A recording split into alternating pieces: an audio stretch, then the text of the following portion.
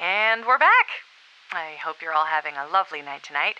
And if you're not, well, that's about to change. It's time for The Conundrum, our featured investigation segment where we examine a compelling mystery in detail and don't stop until we settle on an answer. Today is part 2 of our continuing look into the Voynich manuscript. Now, for those of you who weren't with us last time, the Voynich manuscript is an almost 600-year-old medieval text written in an unknown language that has never been deciphered. It's also filled with illustrations of unidentifiable plants, astrological diagrams, castles, dragons, and naked women bathing in pools of green liquid. Isn't that wild? I mean, gosh, you can't just make up something like that. I dare you to even try. And as far as scholars can tell, none of the illustrations express concepts that were unknown at the time. So, unless the text is describing something like quantum mechanics or E equals mc squared, this isn't another Antikythera mechanism situation. It's just a plain old mystery, one that has stumped codebreakers all over the world. So, let's give it a go and see what we can figure out.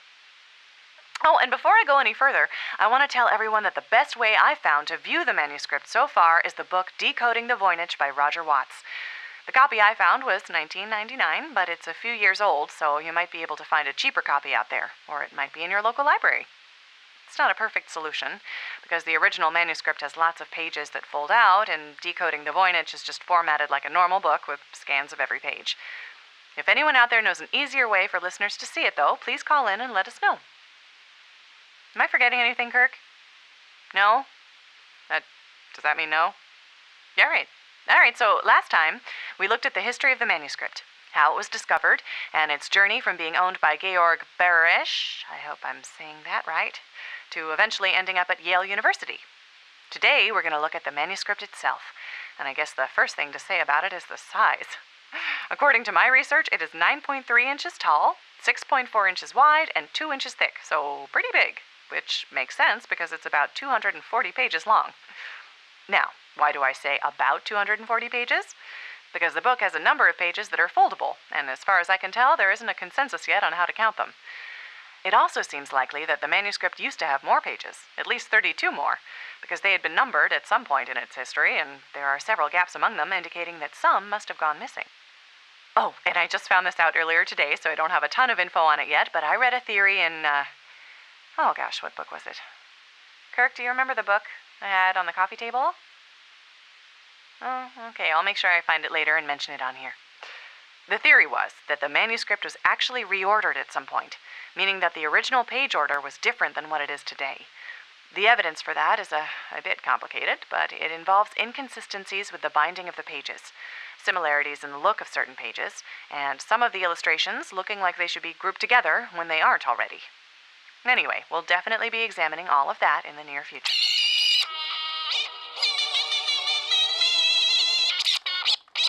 The cover and the binding of the manuscript are made out of some kind of thin animal skin, and according to some carbon testing, they're both not as old as the actual pages.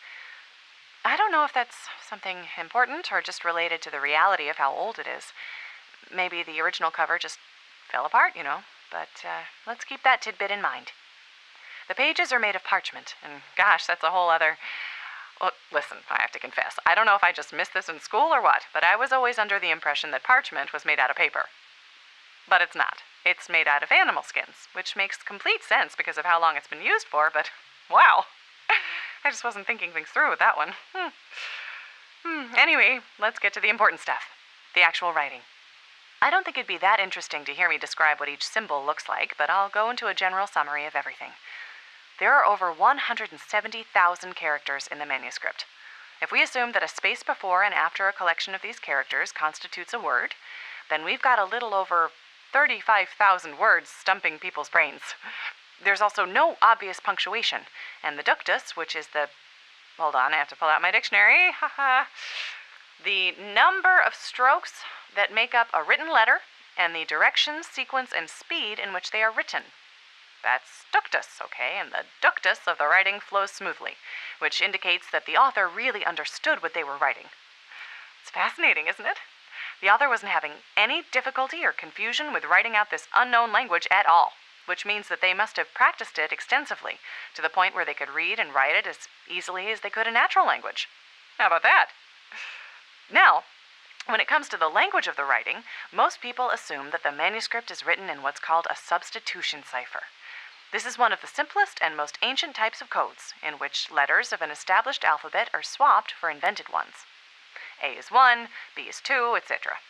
It's similar to the zodiac ciphers, if any of you are familiar with those. However, even though this is a quote-unquote simple type of code, nobody has ever been able to figure out which language the manuscript was originally written in.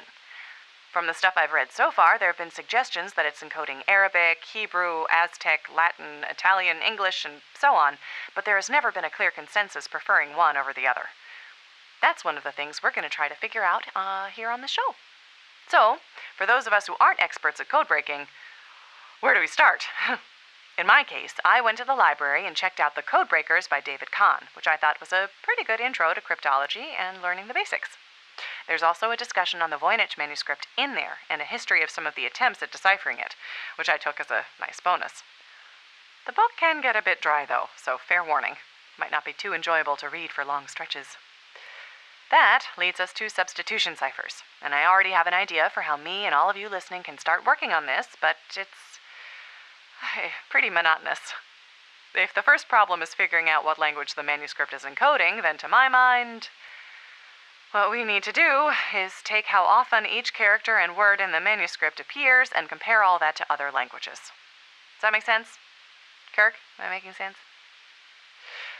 Okay, how about this? Studying how often each character and word appears, that could give us something like a statistical fingerprint. And we could use that to compare to the fingerprints of other languages. Is that better, honey? Mm-hmm. Yeah, I know that's a lot of work. I know, but for now, that seems like a good place to start. So, let's say you have the counts for the manuscript and you've picked out a language to compare it to. How do you start the actual comparison? From what I've looked at, a good idea would be to first find a word that you know has a high chance of appearing in the manuscript. For example, thanks to all the illustrations I talked about earlier, I feel like it's safe to assume that water is mentioned at least a few times, and maybe star and plant too, but let's focus on water. If you're comparing the manuscript to Hebrew, now you'd want to figure out what the Hebrew word for water is and how many characters it's comprised of, and then that's what you try to compare against. Okay, Kirk's acting like he has a headache, so let me give an example. I mentioned the zodiac ciphers before, right? The way one of the early ciphers was solved was because the solvers, who were a husband and wife duo, how about that, honey, knew there was one word the zodiac would use in his letter for sure. Kill. And kill has a double L in it, which is one of the most common consonants in the English language, so the solvers started looking for double symbols, and the ones they found each had the same two symbols preceding them. So now, they've got a repeating four-letter word ending with two symbols they assume stand for L, and the two symbols in front of them that they assume stand for K and I. 4 letters off the bat, right there. Fantastic. Of course, that's a different situation than the one we have because they knew, or I guess assumed, that the encoded text was English, but the principle is the same. How about now, Kirk? Work for you? Great. So, I'm going to start doing a character and word count of the manuscript this weekend, but I'm still trying to figure out a way to make the numbers I find available to all of you listeners in an easy way. Maybe we'll finally have to get a dang website started, huh? I don't know. We'll figure something out, and when we do and I have some numbers ready, I'd love to be able to compare them to what our listeners have come up with. Make sure we're all on the right track. And speaking of the right track, for anyone listening who's interested in delving into this comparison, keep in mind that you're not comparing the manuscript's fingerprint to the fingerprints of modern languages. Because remember, the manuscript is from the 15th century. So if the text was encoded in Italian, for example, it would be in 15th century Italian, which means that the grammar, spelling, and vocabulary will be different than what they are now. So those of us who aren't experts in 15th century languages, like me, are going to have a lot of studying to do. Which reminds me, I've been having the darndest time figuring out how many languages were being widely used in the 15th century. I suppose someone at the university up north would know. But if any of you listening know the answer and can save me the trip, I'd sure appreciate it.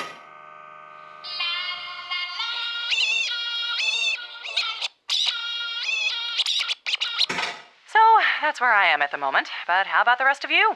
Let's open up the phone lines. The number is... call in and let me know if you think I'm on the right track, have any comments, or just want to say hello. First up, we have Brian from Racine, Wisconsin. How's it going, Brian? Hey, Joe. Things are pretty swell over here. Glad to hear it. What do you have for us today? Well, I have a theory as to what the manuscript is describing. Already? Wow, okay, what is it? Well, it'll take a minute to set up, but let me ask you something. Why do you think the manuscript hasn't been solved yet? I guess it's just really hard? I don't know. But what makes it different than other hard problems?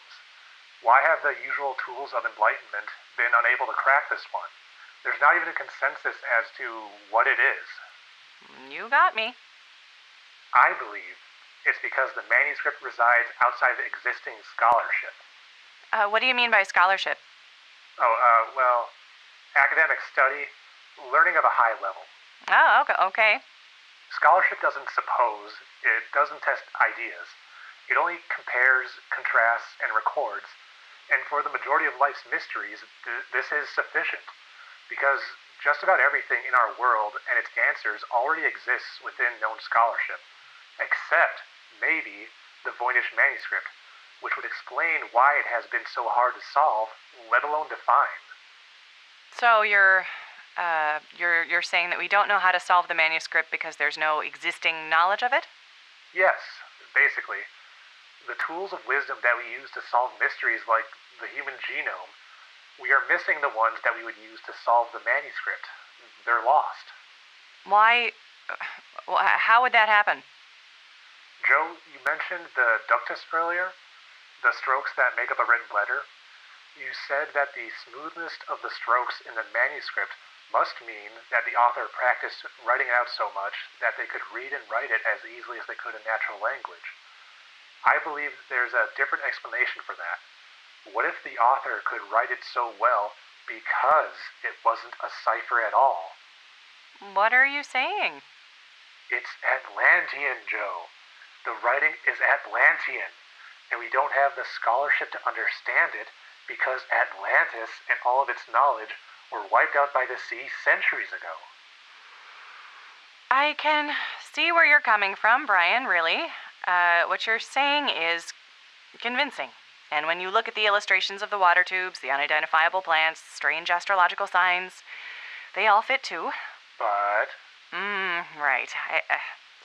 But I just don't think that theory, if Atlantis really did exist, that theory doesn't make sense time-wise. Plato was the first one to describe Atlantis, correct? Correct. He lived from around 428 to 348 BC. That's around 1,800 years earlier than the manuscript is believed to have been created.